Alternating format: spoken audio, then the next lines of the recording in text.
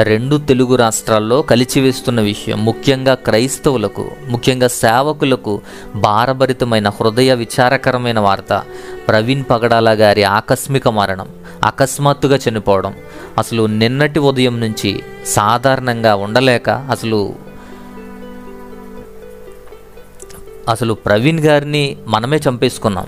Threat ఉంది, ఎన్నాళ్ళండు వేధిస్తున్నారు, చంపడానికి అనేకులు వెంటపడుతున్నారు అని ఆయనే స్టేట్మెంట్ ఇచ్చినా కూడా మనం కాపాడుకోలేకపోయాం. మనం పిలుచుకుంటున్నా లేదా మీటింగ్లకు వెళ్తున్నా వస్తున్నా కూడా మనం కనిపెట్టలేకపోతున్నాం. కనీసం ఒక్కరు లేరు ఆయనతో. అయినా చదువు ఉంది, ఆస్తి ఉంది, సాఫ్ట్వేర్ కంపెనీలు ఉన్నాయి, గౌరవప్రదమైనటువంటి జీవితం ఉంది. అన్నీ ఉన్న ఏనాడు ధనం కోసం లేదా పవర్ కోసం ప్రాకులాడలేదు. సేవకునిగా మాత్రం దేవునికి మంచి పరిచర్య చేశాడు. ఆయన మంచి పోరాటం పోరాడి చివరకు హతసాక్షిగా మరణించాడు. ఆయన వరకు మంచి ప్రయాణమే, దేవుని చేతిలో వాడబడ్డాడు, దేవుని చేతికే వెళ్ళిపోయాడు. ఆయన వరకు అది మంచి ప్రయాణం అయినా కానీ ఆయన ఇలా మరణించడం అనేది తీరని లోటే. క్రైస్తవ సమాజానికి అది చాలా లోటు, చాలా బాధాకరమైన విషయం. గుండె బరువుతో మాట్లాడుతున్నాను. క్రైస్తవ్యంలో ఉన్న దౌర్భాగ్యం ఏంటంటే ఒక్క మాట మీదకి రారు, ఒకటిగా కలవరు, కలిసి ధైర్యంగా నిలబడరు. ఖురాన్ని కానీ ముస్లింలు కానీ ఏమన్నా అంటే ముస్లింలు ఊరుకోరు. హిందువులు కానీ, హిందూ దేవాలయాలు, దేవుళ్ళు, హిందూ గ్రంథాలను అంటే హిందువులు ఊరుకోరు. కేసులు పెడతారు, బూతులు తిడతారు, దాడులు చేస్తారు, ఎన్నైనా చేస్తారు, ఎంతకైనా తెగిస్తారు.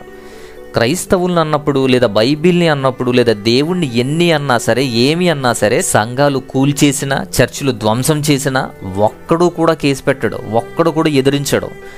ఎంతమంది సేవకుల మీద ఎన్ని కేసులు ఉన్నాయో తెలుసా?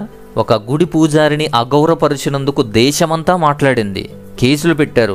ప్రభుత్వాల సపోర్ట్ ఉంది, సీఎం నుంచి పీఎం వరకు కూడా అందరూ స్పందించారు. ఆ విషయంలో క్రైస్తవులు కూడా ఖండించారు, ప్రేమనే కోరుకున్నారు. ఆత్మీయతకు ఎవరైనా ఒకటే. బట్ క్రైస్తవ్యంలో ఎన్ని జరిగినా, ఎంతమంది తప్పుగా వాగుతున్నా సరే ఏం జరుగుతుంది? ఈ డిబేట్లు, వాళ్ళకి కాంట్రవర్సీ వీడియోలు, వాళ్ళని హైలైట్ చేసి వాళ్ళని సెలబ్రేట్ చేసింది మీరే.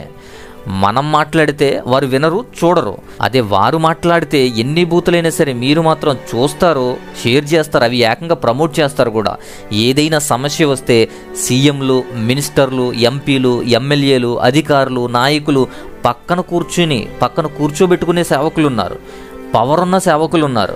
వాళ్ళు ఇనిషియేషన్ తీసుకుని 4 అడుగులు వేస్తే ఈ సమస్యలు చాలా వరకు తగ్గుతాయి. అదే బాధాకరం. పవరు, పాపులారిటీ ఉన్నా ఇది క్రైస్తవ సమాజానికి ఉపయోగంగా లేదని బాధపడుతున్నాం. క్రైస్తవ్యంలో కానీ సేవకుల్లో కానీ మనకి ఇంటర్నల్గా మనకి ఎన్నున్నా కానీ సంఘాన్ని పోషించడమే కాదు, ప్రొటెక్ట్ చేయాల్సిన బాధ్యత కూడా ఉంది. ఆ ప్రొటెక్షన్ చేయడం కోసం కనీసం ఆ ఒక్క క్షణంలో అయినా యూనిటీగా ఉండాలి. ఇప్పుడు చావుల వరకు కూడా వచ్చింది చూడండి. ఐక్యత లేదు మనకి. మరణించిన వార్త విన్న దగ్గర నుంచి కొందరు సేవకులు, విశ్వాసులు, స్థానికంగా ఉన్న ప్రజలు వారి పరిస్థితి తేడాగా ఉండటంతో ఆయన మరణ వార్తని ప్రచారం చేస్తుంటే చచ్చినోడు చచ్చాడు, మీరు ఓవరాక్షన్లు ఏంటని, రామున్న అన్నప్పుడు ఏమయ్యారు అని, దేశద్రోహి చచ్చాడని, ఇంకా నెక్స్ట్ టార్గెట్ వీళ్ళు అని, శవాలతో మత ప్రచారాలని, ద్రాక్షారసం ఎక్కువ తాగేశాడా అని, బండి తాగేసి నడుపుతున్నాడని, లేదా దేని దగ్గరికి వెళ్ళాడో తాగేసి వచ్చాడని, ఇలా అనకూడని మాటలు, పచ్చి బూతులు, వల్గర్ కమెంట్లు. అసలు నోరెలా వచ్చిందో? అసలు మనుషులా పశువులరా మీరు? బాగా మతం నెత్తికెక్కి బలిసి కొట్టుకుంటున్నారు. ఇంత నీచమైన కుక్కలా? మీ చెడు కానీ మీ చావు కానీ ఎప్పుడూ క్రైస్తువులు కోరుకోలేదు, ఎవరూ కోరుకోలేదు. కానీ ఒక ప్రక్క ఒక సేవకుడు చనిపోతే, చంపబడితే అసలు మీకు నోరెలా వచ్చిందో? అసలు మీ ఇంగిత జ్ఞానం, మీ బుద్ధి అనేది అక్కడే ఆగిపోయింది, మీ జ్ఞానం అక్కడే ఉండిపోయింది. వీళ్ళు ఇలా ఉంటే దేవుడు తీసుకుపోయాడు కదా, మీరు చేసేదేంటి? మీరెందుకు అల్లరి చేస్తున్నారు? మీరెందుకు రాద్ధాంతం చేస్తున్నారు? ఇంకా ఇలాంటివి క్రైస్తవులు కూడా ఏదేదో మాట్లాడుతున్నారు. అసలు ఏం అర్థం చేసుకుంటున్నారో తెలియదు. ఇది ఒక్క సేవకునితోనే కాదు, నేడు ప్రతి సేవకుడు ఫేస్ చేస్తున్నదే. ఈయనది మరణం దాకా వచ్చింది, ముందు ముందు మీ ఇంటి దాకా, మీ సంఘం దాకా కూడా వచ్చే ప్రమాదం ఉంది. మరి ఎలా జరిగిందో, ఏం జరిగిందో తెలియదు. మరణించిన విధానం మాత్రం చాలా సందేహాస్పదంగా ఉంది. ఎంత నీచులా! సత్యంతో ఎదిరించలేక, ధైర్యంగా ఓడించలేక, ధర్మంతో, వాక్యంతో, చట్టంతో ఎదిరించలేక, ఎదురు నిలబడలేక, కనీసం ఎదురు కూర్చోలేక, ఇంత నీచమా? సీసీటీవీ ఫుటేజ్ ఆల్రెడీ చూసే ఉంటాం. దాంట్లో హెల్మెట్ ఉంది. హెల్మెట్ ఉన్నా కూడా చనిపోయేంత ప్రమాదం ఎప్పుడైనా జరుగుతుందా? ఆ బండి స్లోగా వస్తున్న విధానం చూడండి. అప్పటికే ఏదైనా జరిగిందా? స్లోగా రావటం, బండి హెడ్లైట్స్ వెలగకపోవడం, అవి కూడా చాలా అనుమానాస్పదంగానే ఉన్నాయి. ముఖ్యంగా యాక్సిడెంట్ స్పాట్ చూడండి. యాక్సిడెంట్ అయితే గనక ఆ యాక్సిడెంట్ అయినట్టు కొట్టుకుపోవాలి. షర్టు కూడా చెరగలేదు, కనీసం కొట్టుకున్న గాయాలు కూడా లేవు బాడీ మీద అలాంటి గాయాలు లేవు. బండి యాక్సిడెంట్ అయినట్టు కూడా లేదు, పాడవలేదు, చాలా చక్కగా ఉంది. బైక్ యొక్క ఫ్రంట్ రాడ్ మీద ఎక్కువగా మరకలు, రక్తము, వాటిని బట్టి ఆ రాడ్ కేసి కొట్టినట్టు తెలుస్తుంది. కేవలం మూతి చీలిపోవడం, మూతి పగలగొట్టబడడం బాగా ఎక్కువగా కనిపిస్తుంది. ఆ చుట్టుపక్కల స్పాట్ దగ్గర ఎలాంటి యాక్సిడెంట్ ఆనవాళ్ళు కూడా లేవు. పైగా అక్కడున్న కర్ర ముక్కలు చూస్తే వాటి మీద రక్తపు మరకలు కూడా ఉన్నాయి. విరిగిపోయిన కర్ర ముక్కలకు రక్తపు మరకలు అంటి కూడా కొన్ని దొరికాయి. అలాగే బండి ఈడ్చుకెళ్ళిన ఆనవాళ్ళు కూడా లేవు. రోడ్డు మీద అలాంటి ఘాట్లు కానీ, రోడ్డు పక్కన అలాంటి సిచ్యువేషన్స్ కానీ, ఆ ఆనవాళ్ళు కానీ లేవు. పైగా అది రాయల్ ఎన్ఫీల్డ్ బుల్లెట్, ఎంత బరువు ఉంటుంది. అలాంటిది ఈడ్చుకెళ్తే చాలా చాలా ఆనవాళ్ళు పడతాయి.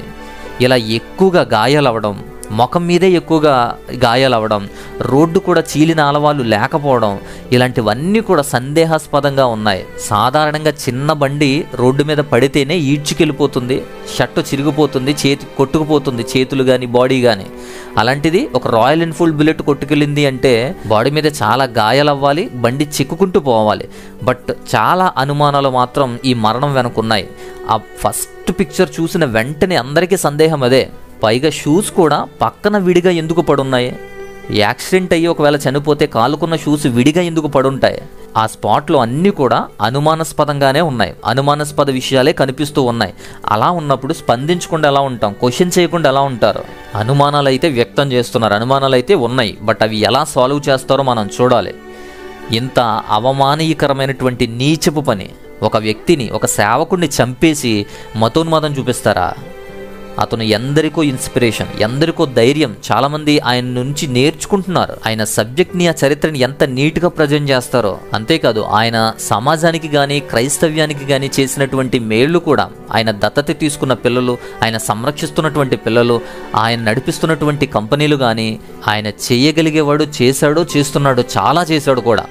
అలాంటిది ఆయన ఈ డబ్బు కోసమో, పాపులారిటీ కోసం, లేదా ఇతర విధానాల కోసం ఎప్పుడూ మీటింగ్స్కి రాలేదు, ఎప్పుడు వాటి కోసం చూడలేదు. వివేకంతో కూడిన, లోకానికి అవసరమైన మంచి డాక్టర్ని నేర్పించాడు. అలాంటి వ్యక్తి ప్రవీణ్ పగడాల గారు అన్నగారిని కోల్పోవడం చాలా చాలా చాలా బాధగా ఉంది. అలాంటి ఒక జ్ఞాని, అలాంటి ఒక సున్నితమైనటువంటి ఒక మంచి వ్యక్తిని, వక్తని మనం కోల్పోయామంటే అది నిజంగా చాలా చాలా బాధగా ఉంది. సో ఆయన కుటుంబం, ఆయన పరిస్థితులు, ఉన్నదందరూ ఆడపిల్లలు, వారి కుటుంబం గురించి ప్రార్థించండి.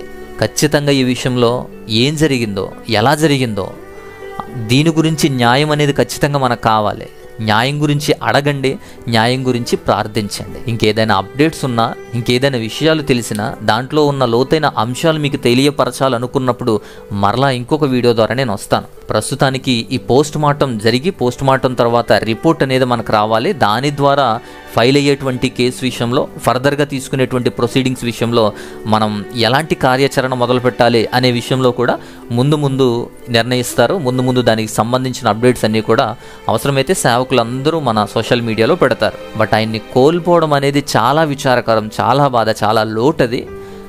అయినా కుటుంబం గురించి, పరిస్థితుల గురించి మాత్రం ఖచ్చితంగా ప్రార్థనలో జ్ఞాపకం చేసుకోండి. అందరూ ప్రార్థించండి. మరొక అప్డేట్స్తో ఏదైనా విషయం జరిగితే అప్డేట్ చేయడానికి మరొక వీడియో ద్వారా నేను మరలా వస్తాను. అంతవరకు సెలవు. ప్రార్థించండి.